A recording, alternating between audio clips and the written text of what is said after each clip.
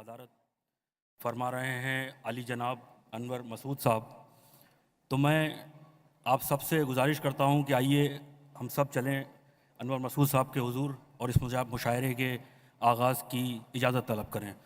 تالیوں کے ساتھ میں گزارش کر رہا ہوں کہ ہم اجازت طلب کریں کہ مشاعرے کا آغاز کیا جائے۔ بہت بہت شکریہ، اجازت مل چکی ہے۔ اور ایک بات یہ کہنا تھی کہ بزم اردو ہی کے ایک مشاعرے میں خوشبو رامپوری صاحبہ نے ایک بات کہی تھی کہ کسی بھی مشاعرے کے 4 ستون ہوتے ہیں، ایک شعراء کرام، دوسرے سامعین، تیسرا ناظم مشاعرہ اور چوتھا انہوں نے کہا تھا مائک۔ تو میں ان کے چوتھے ستون سے جو انہوں نے بیان کیا تھا اس سے مجھے اتفاق نہیں ہے، باقی 3 میں مانتا ہوں۔ میرا ماننا یہ ہے کہ چوتھا ستون ہوتا ہے مشاعرے کا پہلا شاعر۔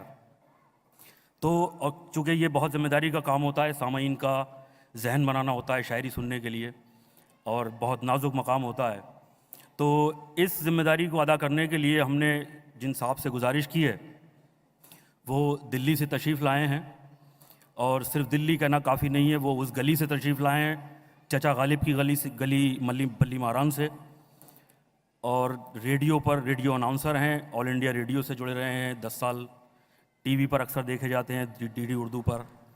اور ان کا جو فن ہے وہ یہ ہے کہ قدامت پرستی کے ساتھ، قدامت پسندی کے ساتھ انہوں نے ایک جدت جو مزاح میں ملائی ہے، تو وہ ان کا فن ہے۔ میں چاہوں گا ان کا نام میری مراد جناب انس فیضی صاحب سے کہ تشریف لائیں اور اپنے کلام سے نوازیں۔ ایک چھوٹی سی بات کہتا جاؤں کہ اس مشاعرے کی، اس تاریخی مشاعرے کی نظامت بھی ہم نے گزارش کی ہے کہ انس فیضی صاحب ہی کریں۔ بہت بہت شکریہ۔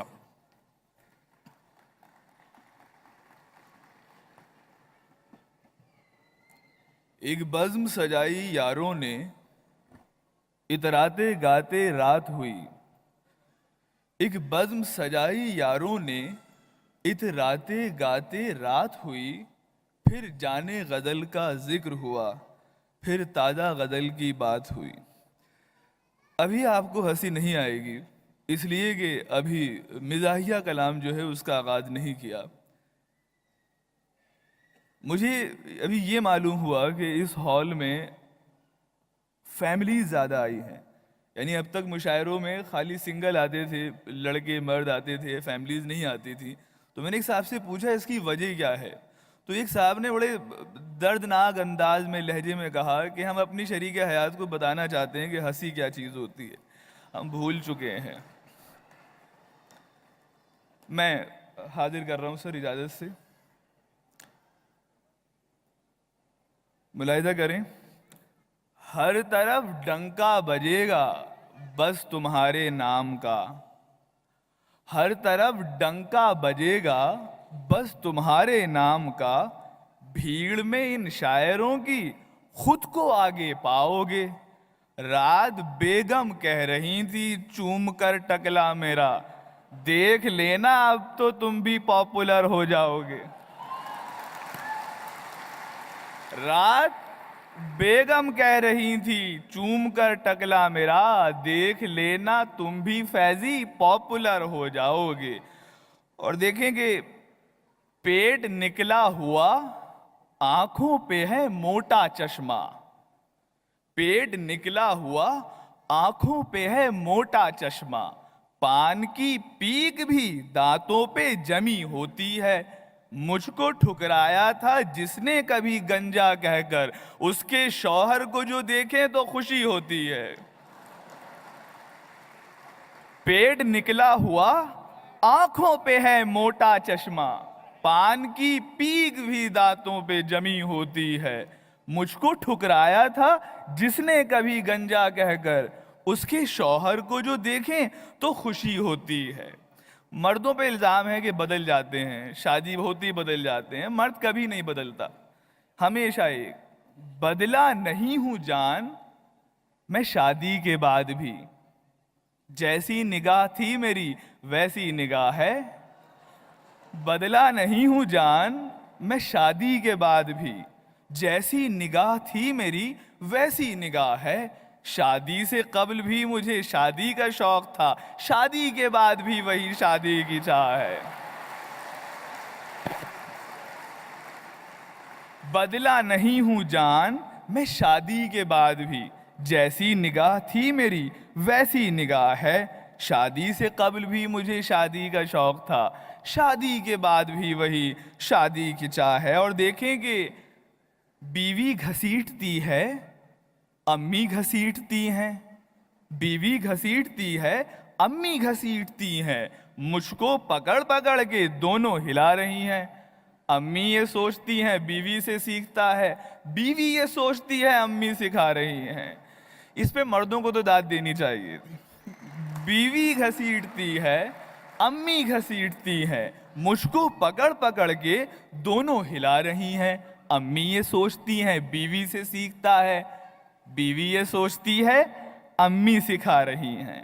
اور دیکھیں کہ میرا اپنا تجربہ ہے کہ ہو غزل کی شام کوئی، شاعرہ کا ہو لگن، ہو غزل کی شام کوئی، شاعرہ کا ہو لگن، دانے دانے پر پرنٹڈ بس انہی کے نام ہیں، شاعروں کو نوچتے دیکھا ہے ہم نے بوٹیاں، دوستوں یہ مولوی تو مفت میں بدنام ہیں۔ یہ پہلا قطعہ ہے جو مولویوں کی حمایت میں کہا گیا ہے۔ ہو غزل کی شام کوئی، شاعرہ کا ہو لگن، دانے دانے پر پرنٹڈ بس انہی کے نام ہیں، شاعروں کو نوچتے دیکھا ہے ہم نے بوٹیاں، دوستوں یہ مولوی تو مفت میں بدنام ہے۔ ایک بڑا باریک پہلو کے ساتھ میں پیش کر رہا ہوں کہ ہم شکل دیکھ کر یہ میں نے کیا سوال، تم دونوں بھائیوں میں کس کی ہے ایج کم؟ ہم شکل دیکھ کر یہ میں نے کیا سوال، تم دونوں بھائیوں میں کس کی ہے ایج کم؟ دونوں نے یوں تڑک کے مجھ کو دیا جواب، رہتے ہیں ہم پڑوس میں بھائی نہیں ہیں ہم، رہتے ہیں ہم پڑوس میں بھائی نہیں ہیں ہم۔ اور دیکھیں کہ اجداد کی دولت وہ بازی میں لگا آیا، تھوڑے سے جو پیسے تھے وہ بھی نہ بچا پائی، بیٹے کے بگڑنے پہ بیوی نے کہا مجھ سے، لمحوں نے خطا کی تھی صدیوں نے سزا پائی، لمحوں نے خطا کی تھی صدیوں نے سزا پائی۔ اور چار شادی پر میں چار شادی کا جو چرچا رات بیگم سے کیا، بے تحاشا بات پر وہ میری مسکانے لگیں، میری گدی پر انہوں نے جیسے ہی مارا چپت، ایک ہی بیگم میں پھر چاروں نظر آنے لگیں، ایک ہی بیگم میں پھر چاروں نظر آنے لگیں۔ اور دو تین قطعے اور اس کے بعد محنت تمام کہ خوش نہیں ان کو کوئی کر سکتا، میں روایت کی پاسداری کرنی پڑے گی، خوش نہیں ان کو کوئی کر سکتا، آج پھر آنکھ میں نمی سی ہے، 7 سالوں میں 12 بچے ہیں پھر بھی کہتی ہیں کچھ کمی سی ہے، 7 سالوں میں 12 بچے ہیں پھر بھی کہتی ہیں کچھ، تو ہم خواہش نہیں کرتے یہ۔ اور دیکھیں کہ نہ کوئی ساتھ میں چاچی نہ ممانی تھی انس، گھر سے پردے میں وہ اس بار اکیلی نکلی۔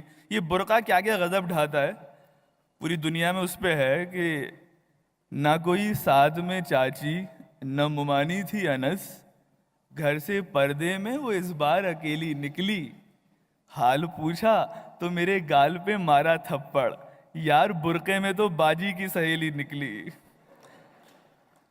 حاضرین، مزاح کا معاملہ بڑا مشکل ہوتا ہے۔ ہندوستان کے ایک مشہور گلوکار نے جب یہ 2 مصرے سنے، تمہارے ایک عزیز سے شاعر کا نام جاننا چاہا، دیوانہ اس نے کر دیا ایک بار دیکھ کر، دیوانہ اس نے کر دیا ایک بار دیکھ کر، ہم کر سکے نہ کچھ بھی لگاتار دیکھ کر۔ اب 2 مصرے کیا غضب ڈھانے والے ان صاحب کو نہیں پتا تھا، دیوانہ اس نے کر دیا ایک بار دیکھ کر، ہم کر سکے نہ کچھ بھی لگاتار دیکھ کر، کشتی کے بادبان ہمیں یاد آ گئے بیگم تمہاری 9 گزی شلوار دیکھ کر۔ تو مزاح اس طرح کام کرتا ہے